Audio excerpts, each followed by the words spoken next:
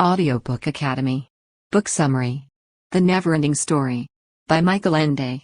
Michael Ende's The Neverending Story is a popular children's book. It was released in 1979, and the author became an international sensation as a result. An adaptation for the screen by Wolfgang Petersen, in 1984, was such a success that it became one of the most expensive German cinematography films ever made. The author does an excellent job of describing the world in which he lives. With the exception of supernatural creatures, it is entirely self-contained. Based on the conflict between good and evil, the plot revolves around it. Fantasy and imagination play a major role in both the fictional and actual worlds. The author's claimed intention was not to instruct or educate his audience, but rather to transport them to a magical realm through the words he wrote. Classical in style, it appeals to a wide age range, not only children. He is a 10-year-old boy named Bastian Balthasar Bucks. Running from bullying, he bursts inside an antique bookshop. Karl Conrad Coriander, the bookshop's owner, dislikes youngsters in particular. While the two of them speak, we learn that the boy's mother died and that he lives alone with his father, who doesn't take care of him very well. The book that the owner was reading piqued Bastian's interest. Two snakes that had bitten each other were shown on the cover in two-color printing with no photos. Never-ending story. Bastian had to have this book because he was a bookworm. He slipped out of the shop while the proprietor was on the phone and hid the book beneath his coat. He felt awful as soon as he walked out the door. For some reason he decided to read the narrative instead of going home, so he went to the school attic instead. A glowing sphere was discovered in the middle of a woodland. It had a white flag attached to it, which signified that it was a messenger. There were stone eaters, night elves on bats, and a red cylindered snail-riding creature in colorful suits. Despite the fact that the world of Fantasia is plagued by numerous wars, they all sat in harmony. The sphere of light approached them because they were carrying a white flag. Blub was the name of the light sphere, Ukuk was the name of the multicolored suit, Wushvusel was the name of the night elf, and Pidranrachsark was the name of the stone eater. There is a way up the ivory tower that Blub is searching for, according to Blub. He had just returned from the swamp, where he had witnessed a bizarre event. Everyone and everything was going away as the nothing spread. The same thing was happening throughout Fantasia, and it was in danger, as he found out. Bastian recognized it was 9 p.m. and that the book had been written just for him. It had taken Blub a week to get to his final destination. The Children's Queen dwelt in one of the numerous towers that made up the ivory tower. They all came to the tower to deliver a single message, that the nothing was spreading. Unfortunately, no one knew how to help the Children's Queen when she fell ill. Doctors from 500 different institutions were unable to determine the reason or treatment of her illness. Because she was not the center of Fantasia's existence, everyone here was treated equally. During his mother's surgery in the corridor, Bastian was reading this part of the novel aloud to himself. He recalled the doctor who had informed them that she would not survive. After that, his father avoided him like the plague. Doctors decided that the spread of nothing and the Queen's illness were linked. A centaur named Charon emerged from her chambers as the last doctor to see her. He had a golden talisman with two snakes biting each other around his neck. Bastian discovered that the symbol on the cover of the book was the same as the one on the symbol. As a mark of their status as a servant of the Queen, they were given the right to replace her when necessary. Aurine was the talisman's name, although many people referred to him as Shine. They were instructed by the Queen to seek out Atreyu and hand over the Aurine in hopes that he could save them. After hearing the 10th pendulum drop, Bastian looked up to see the time. Seaweed people with black hair and green skin lived in the sea of mist and led simple lives. Hunting was a way of life for them. The ancient Charon showed up one day and insisted on seeing Atreyu. Even though he was just 10, Charon assumed he was much older. In order to save Fantasia, Atreyu was tasked with locating the Queen's cure. In exchange for his agreement to embark on a mission, Atreyu was given the Aurine by Charon. Despite the fact that it bestowed him with great strength, he is unable to put that strength to use. It was just designed to serve to safeguard and direct him. Atreyu was nurtured by the people because he was born without parents. While Atreyu saw himself as the son of a god, Bastian saw himself as the son of no one, but he saw themselves as equals because they were both searching for something they had no idea what it was. Artax accompanied Atreyu on his journey. In the meantime, a dark beast with 4 legs howled on the opposite side of Fantasia. Because he expected to be here for some time, Bastian divided his meal into 2 portions. After a week of traveling, something strange happened to Atreyu. He came across 3 trolls in the woods. They came after seeing his amulet and alerting him to a serious threat. A small patch of nothing was spreading through the forest, and soon the trolls were losing pieces of themselves. They will go extinct if the trend continues. Several nights later, Atreyu had a dream in which a purple buffalo communicated to him. In order to discover the elderly Morla, he instructed him to travel to the Swamp of Sadness. Bastian wished he could be like Atreyu from his PE class. A curious thing happened when Atreyu and Artax arrived at the Swamp of Sadness. He grew more and more dejected with each step. In the end, he was unable to keep up and sank into the murky depths. Atreyu was protected from the melancholy by the amulet. He continued to Morla's, but then the ground under his feet started shaking. The ground wasn't exactly the ground but Morla's armor. She was a turtle and she didn't care about Fantasia's issues and the queen's illness. Atreyu continued talking to her and in the end he managed to find out how to help the queen. She needed a new name because her existence wasn't measured with time, but with names, and all of them already forgot her real name. Morla didn't know who could give her a new name, but she felt it could be Ulala from the Southern Oracle. But to get there Atreyu needed time he didn't have. The four-legged beast smelled Atreyu and headed to the swamp. Atreyu was in the dead hills and he had no food or drink. Bastian heard that the lesson was done, but he opted to stay on the attic and read the story. Atreyu was in front of Deep Roy and the beast that caught him was a wolf. He heard noise and howling. He saw that above the abyss was a spider's net in which a great white dragon was ensnared. He was the fortune-bringing dragon. He recognized him because that form of dragon doesn't have wings and he soars through the sky like fish swim in the sea. The dragon clashed with Ugramol, a spider-looking beast. Atreyu came to help him. A scream was heard, but it wasn't Atreyu's. Bastian heard his cry and wondered if Ugramol could hear it. In exchange for letting Ugramol bite him, Ugramol promised to provide him the ability to travel anywhere in Fantasia for an hour. After agreeing, Atreyu informed him that he wanted to travel to the South Oracle. Ugramol forbade him from capturing the dragon. Atreyu stumbled into a red-paneled desert. The dragon also emerged out of nowhere. Fushor was his name, and he had fled from Ugramol's clutches. The dragon promised Atreyu that he would help him, but Atreyu fainted as a result of the poison. Upon waking up, he found himself in a cave with two gnomes, Injiwuk and Urgel. They raced to Atreyu's aid when they saw the amulet around his neck. The dragon, too, was saved. Through a telescope, a large entrance, and two sphinxes stationed around it, Injiwuk showered Atreyu. Real-life sphinxes were depicted as statues. Ulali was explained to him in detail. Ulali was behind the third of the four doors that led to the entrance, which were made of bitstone. The first door was the mystery door, the second door was the door with the magic mirror, and the third door was the door without a key. As soon as you unlock the previous doors, the new one reveals.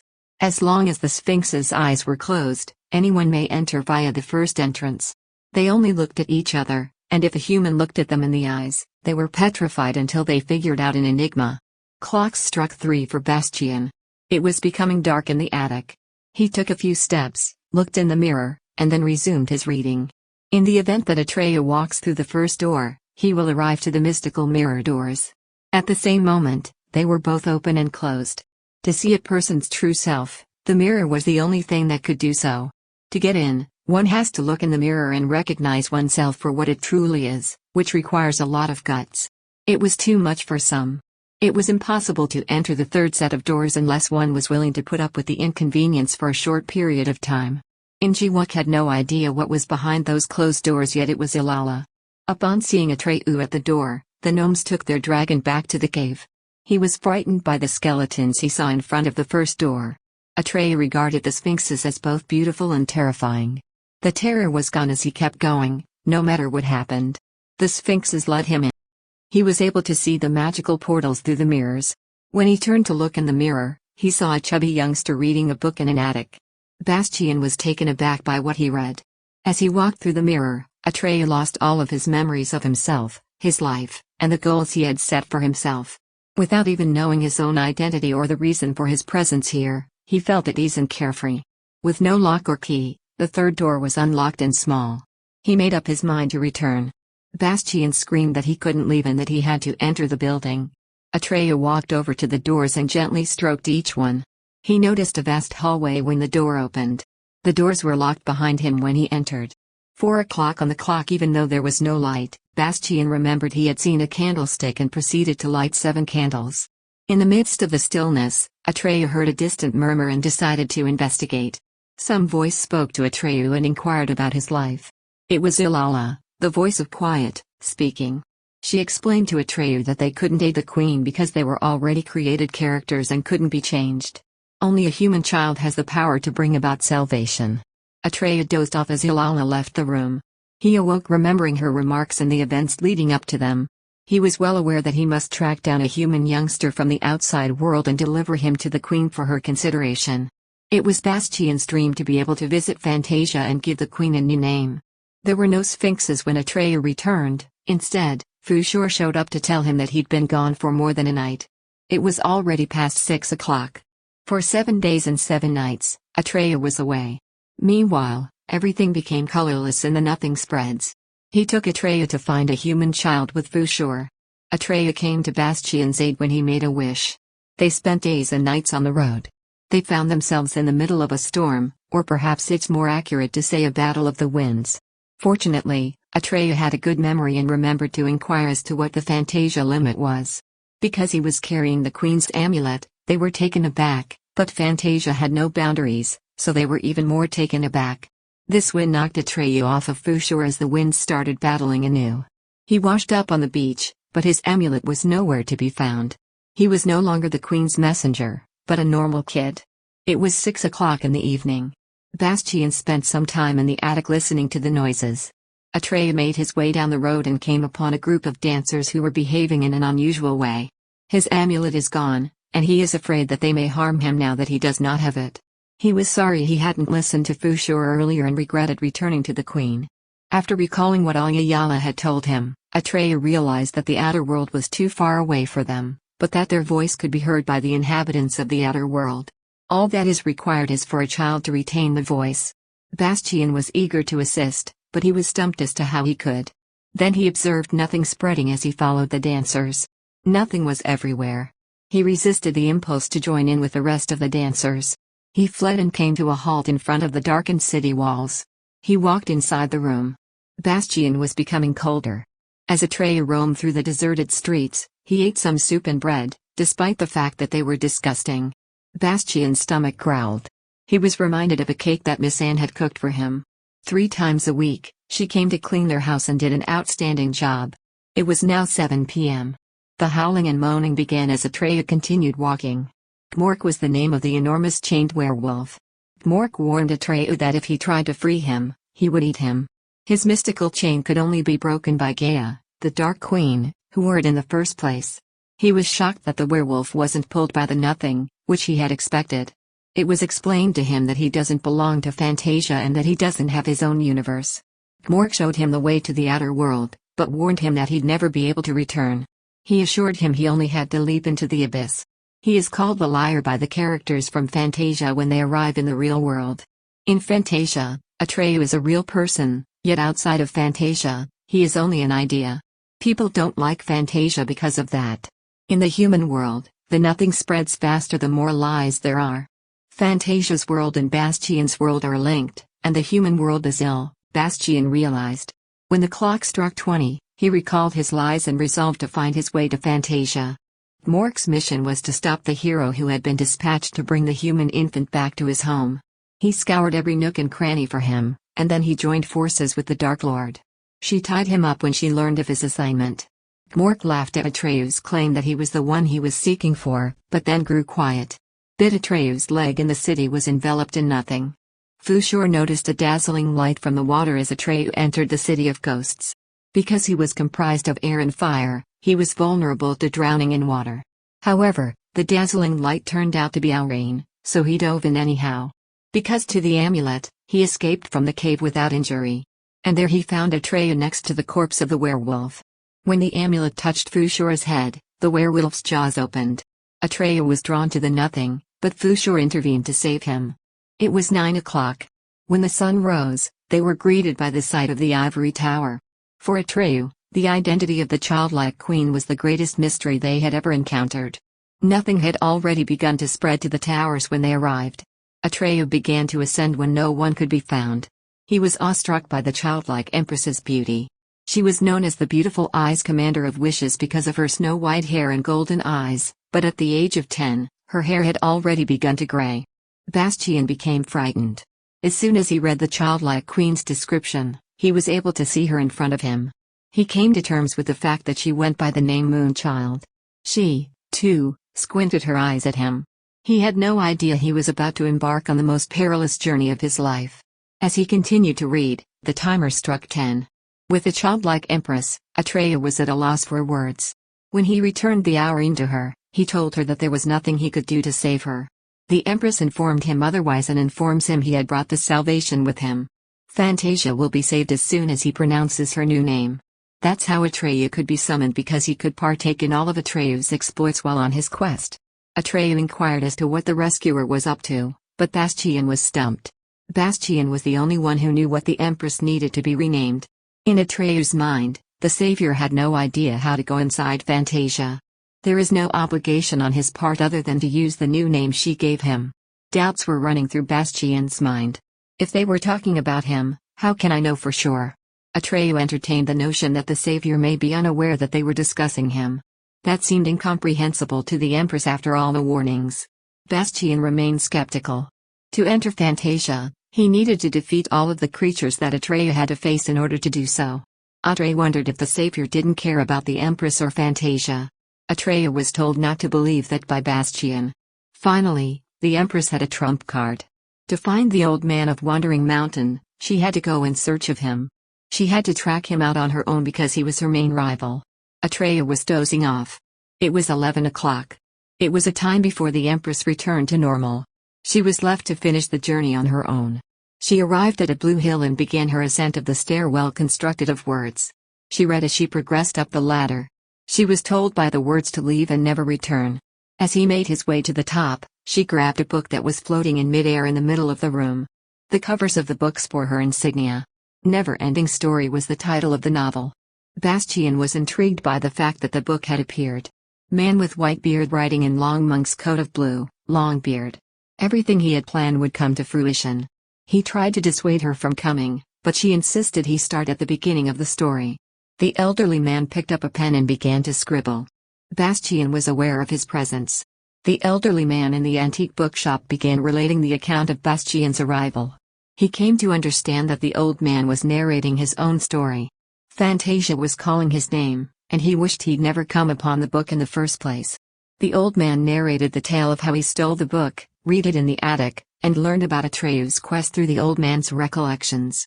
Bastian burst into tears. He addressed the empress by name and informed her that he was on his way. The clock struck 12 as the wind blew from the book.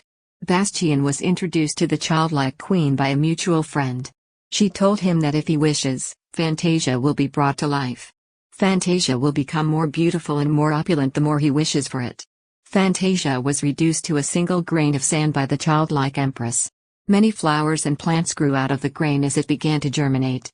Bastian came up with the name for it all. Afraid that the queen would expect a hero and not him, he justified his lack of response when she summoned him. Taking a step back, she explained to him how much she admires him as a young prince from the east. Bastian became the persona when he saw the reflection in the mirror. A goonish empress had a ring around his neck, while the childlike empress was in the middle of a rampage. Bastian's wish to gain strength was granted. He wanted to view Fantasia's largest desert, which he believed would be interesting. The trees vanished before his eyes the moment he realized what he'd done, and he found himself in the middle of the desert. He dubbed it Gobi, the Desert of Hues, after it. He made his way through it because he needed water. Greagraman, also known as Many-Colored Death, emerged as soon as he asked for courage. He introduced himself as his servant and promised to assist Bastian. It was impossible for a lion to get Bastian out of the desert since he was carrying it around with him. While in his realm, he confined him in a fortress and asked him not to remove the amulet. They found a lion sitting on his throne, his fur becoming black as they approached.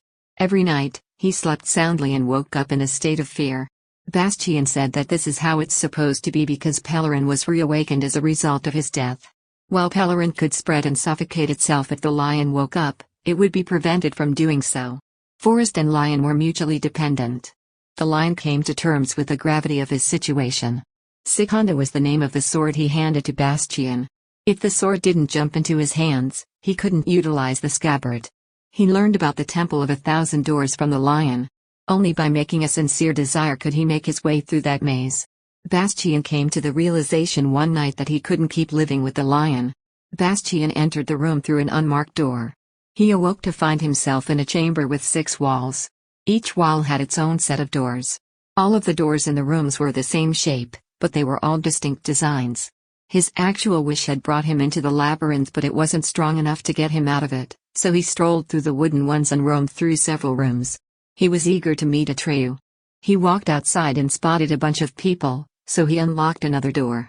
Heinrich, the group's leader, invited him to join them after introducing him to the others. According to them, Silvertown was hosting a night tournament and that the 3 most daring participants would be sent on a quest to find the savior who could save Fantasia and give the Empress her proper name. Only Atreyu, the sole witness to the savior's appearance, will be able to choose the winners. They made their way to the City of Gold. Bastian went in search of Atreyu as the contestants were already engaged in combat. Atreyu was perched on a large balcony, watching the brawls below. Bastian finally confronted hero Heinrich after he defeated everyone else, but he wasn't ready to reveal his identity. Competitors participated in archery, weightlifting, and more. This is the Lake of Tears where everything melts. Bastian challenged Heinrich to swim it. Bastian was slashed with a sword by Heinrich, who rejected the claim. Bastian's sword swung out and smashed Heinrich's to smithereens. Because Atreyu was present, he informed everyone that there would be no hunt for the savior. As a result of Bastian's transformation, he remained the same person. A large party was held in the palace when Bastian revealed his true identity. After the festivities were ended, the most of them went to sleep. Atreyu claimed to have seen Bastian as a tiny, pudgy boy, but Bastian had no recollection of that. It dawned on him that Atreyu wasn't going to be impressed by him, so he decided to tell a story. The following morning, Bastian conducted a storytelling festival. He settled on telling a tale about an Amarganth bookshop. Everyone was grateful to him since he helped them learn more about their beginnings through the story he told. The existence of the Fantasia was a result of Bastian's decision not to return to the human world. They set up a tent and rested for a while. Atreyu has seen that Bastian has lost interest in the human world due to the influence of the Aurine. While the Aurine granted their requests, it also made them forget about the human world.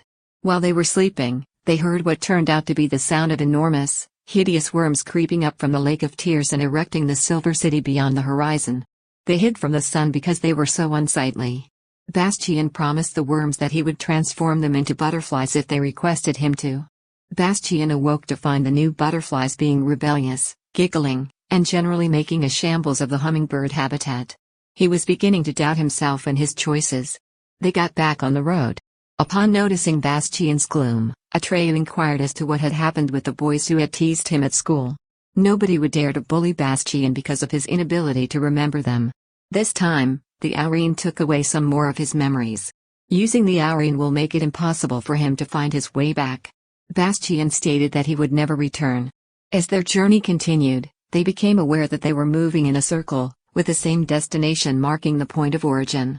Bastian had ceased wishing for anything in particular. Despite Fushour's warning that he could only visit the Empress once, Bastian convinced him that the regulations don't apply to him because he is human. Bastian was awakened by 7 animals who asked him to join them and recount their tales while they rested by a river. Bastian said he had to visit the Empress and that they should join him. In the course of their journey, the gang grew in size. Bastian had a new desire as they walked through the woodland. Because he felt that everyone was treating him like a child, he wanted to be a risk to himself and others. Zaida, Fantasia's most powerful witch, dwelt in the woodland they traversed. Bastian insisted that everyone follow the same route around her house, even though everyone else wanted to deviate from it. Bastian was advised by Atreyu and Fushour to give the Aurine to Atreyu so he wouldn't forget about the human world. Atreyu accused Bastian of being envious of owning the Aurine, but Bastian refused. By not returning to the human world, Bastian has made it clear that the Empress will never need him again. The giants assaulted them as soon as they stepped off the plain. If Bastian doesn't become her slave, she'll kill 3 of his knights, the witch Zaida warned him. Bastian devised a ruse to deceive her. As a result of Atreyu enticing the giants, Bastian was able to free the inmates. The witch lowered her head before Bastian and agreed to accompany him to the Empress court. Atreyu recognized that the witch had beaten them. She allowed them to win in order to gain their support. Bastian yelled at Atreyu in disbelief because he couldn't believe it. Bastian's memory of ever being a child in the human world was erased by the witch's laughter. Every day, the group grew in size. In honor of Bastia, the organizers constructed a white tent that stood in the middle of the other tents each year. Toward the end of the group, Atreyu and Fushur sat in the rear. Bastian had many conversations with the witch. She taught him how to use his mind to manipulate objects and gave him a belt that made him invisibility-proof. Her argument that Atreyu was trying to kidnap Aurine was successful. That insulted Bastian, who aspired to be the wisest being in Fantasia as a result. The Convent of Wisdom dispatched 6 owls to visit in the middle of the night. A single question had been posed to Bastian, and he was asked to provide an answer. As a result, Bastian agreed to take Atreyu and the witch as his companions. "What is the realm of Fantasia?" they inquired of him. Bastian's response was that it was an endless tale. When they returned the following day, they inquired as to where the never-ending story had been recorded. Bastian claimed to have a copy of it in a book bound in gold silk, which he showed them. The following question concerned the book's location. In the school attic, Bastian told them. He demonstrated it to them by placing a gem on the library door that he had taken from the library. Bastian, on the other hand, had completely forgotten about the attic, school, and how he ended up in Fantasia. Bastian's demeanor shifted and he became nervous about the Empress's desire to reclaim the Aurine. An emissary informed them that the Empress had been absent from the tower for some time, so they arrived there instead. She had vanished without a trace. Because of this, Bastian recalled Fushur telling him he could only see childlike Empress once in his life. He set out to locate Fushur and Atreyu. He listened as they discussed how they needed to get the Aurine away from him before it was too late. He put 3 knights on guard and dispatched the giants to ensnare Fushur and Atreyu, and he defeated both of them in the process. Bastian was persuaded by the witch that the Empress had permanently left Fantasia and that he must replace her. The company made their way to the tower, where Bastian would be honored with a ceremony. He used the opportunity to announce that he was the new emperor and that everyone had to bow down to him. Because he was carrying the Aurine, they had to listen to him. The terrible battle for the Ivory Tower was the culminating moment of Fantasia's history. During the event, word of Atreyu's arrival with 3 armies to demand the return of the Aurine was interrupted. The conflict continued throughout the day. After a while, Atreyu and Bastian had a face-off. Even though he wasn't supposed to, Bastian drew his sword. The sword had lost its radiance. Afterward, Fushur appeared and carried Atreyu away on his back. Atreyu was accused for the collapse of the Ivory Towers by Bastian. As far as he was concerned, he had to get rid of him. He wanted to retaliate for not being crowned king of Fantasia.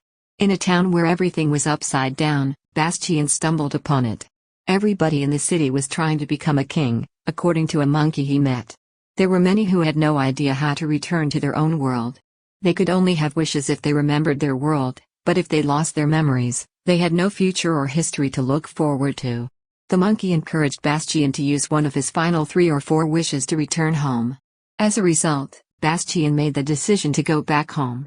To begin, he hid the sword in a secret place where no one could discover it and then passed it through the hands of a trusted friend. After a long period of wandering, a desire to be welcomed somewhere arose within Bastian. He arrived in a city where the residents were unfamiliar with the concept of I and only understood the concept of us. 3 sailors accompanied Bastian on a boat trip. He discovered after a few days of traveling that Bastian wanted to be liked for his uniqueness but had lost his sense of self. He arrived in a land of roses. The witch led a group to find Bastian while he was in the city of the old emperor, but the giants no longer wanted to listen. The witch was run over and killed as a result. After finding a map, Bastian arrived at a certain house and heard a voice tell him that they had been waiting for him for a century. A woman who resembled his mother was waiting for him when he arrived at the residence. The woman told him his story and that he had to stay in the house until he changed. He wished he could be someone else all the time, but he was unwilling to undergo a life-altering transformation. After finding the fountain, the woman's name was Awiola, and she told him that he may return to his world only if he made one more wish. He realized what he wanted most in life, and that was to be loved by someone. After drinking the fountain water, he'll be able to love. According to an ancient legend, the 2 worlds of the living and the dead will one day become one. Bastian set out on a new path, and his final ambition was to forget his own name. When Bastian arrived, Yor, a blind miner, was waiting in front of a cabin. His explanation of how Fantasia came to be was illustrated by showing Bastian a mind full of the images of long-forgotten fantasies. He had to find an image that would lead him to the fountain at least once. Yor aided him, and he eventually located it on his own. An image of a man with a denture caught his eye, and he was overcome with nostalgia for the stranger he'd never met. To help him find the fountain, he took the picture with him and used it as a reference point. Because they couldn't set rules for themselves, the butterflies asked him to be their leader when he first encountered them. The butterflies lifted him, but when they heard something weird, they let him go. It had all been shattered and nothing remained of the picture. Atreyu and Fushur could be seen in the distance. The Aurine was thrown to the ground as he arrived at Atreyu. Angry with the boys, Aurine led them into a big room where the water of life was being guided by two snakes biting each other. Fushur was able to decipher the message the water was trying to convey. There's no way he could do it without his memories. Atreyu claimed to be familiar with Bastian's life narrative and to have recollections of it. The closer Bastian got to the sea, the fatter he became. He jumped right into it and didn't look back. The only thing keeping him from finishing the stories he had started in Fantasia were his name and father's name. As soon as Bastian saw the water, he grabbed it and rushed for it. Once again, he came across himself in the attic. For whatever reason, he couldn't find the book he had been looking for so long. Clocks struck 9 when he emerged from his attic. As soon as he arrived back at his house, he informed his father everything that had transpired. He was trying to provide the water, but he accidentally spilled it. When Bastian saw his father crying, he knew he had indeed brought the water. He apologized profusely for his actions the following day in the antique bookshop. Bastian recounted the events of the previous day to the book's owner, who admitted that he'd never seen anything like it before. Because he was an expert on Fantasia, the owner had a firm grasp on the situation. Everyone's interpretation of the Neverending story was unique. Bastian Balthasar Bux was a pudgy school bully who ran away to escape his ordeals. After his mother died, he and his father's relationship deteriorated significantly. He was lonely and despondent, so he turned to books for solace. He was a voracious reader and a talented storyteller. His life was forever altered as a result of one heroic deed. He became the tall, fit boy he desired to be, and his self-esteem soared as a result. His new appearance had a profound effect on his personality. He grew bolder, more self-assured, and more curious than ever before. Over time, his new flaw became his undoing. As a result, his bravery turned into craziness, and he became a willing participant in the manipulation of others. He had to say goodbye to loved ones, but the toughest part was that he had to say goodbye to himself. When he began to lose his recollection of his past, origins, and all that had brought him to where he was, it was presented in the worst conceivable way. He became increasingly disoriented as he lost more and more of his past. His heart was not stifled by his good nature. A joyful ending brought him to realize his own values, which were not boldness or confidence but love for the people he cared about the most. He discarded his physical appearance and reverted to his former persona, but it was his shift in perspective that was the most significant. The childlike empress entrusted Atreyu with the mission of saving Fantasia. To achieve his purpose, he embarked on a series of daring journeys. Bastian found a kindred spirit in him. Even when Bastian grew difficult to manage, he still sought to aid him in his journey. Atreyu noticed the good in him and made an effort to influence him in a positive manner. As he continued to battle for Bastian's memories and return home, even after he was rejected by him. After a long and exhausting battle, he prevailed and was able to help his friend return home. Even in the darkest of situations, he became a courageous hero who aided his companion. Thank you for listening in Audiobook Academy. Don't forget to subscribe and smash that like button for more content like this. See you in next video.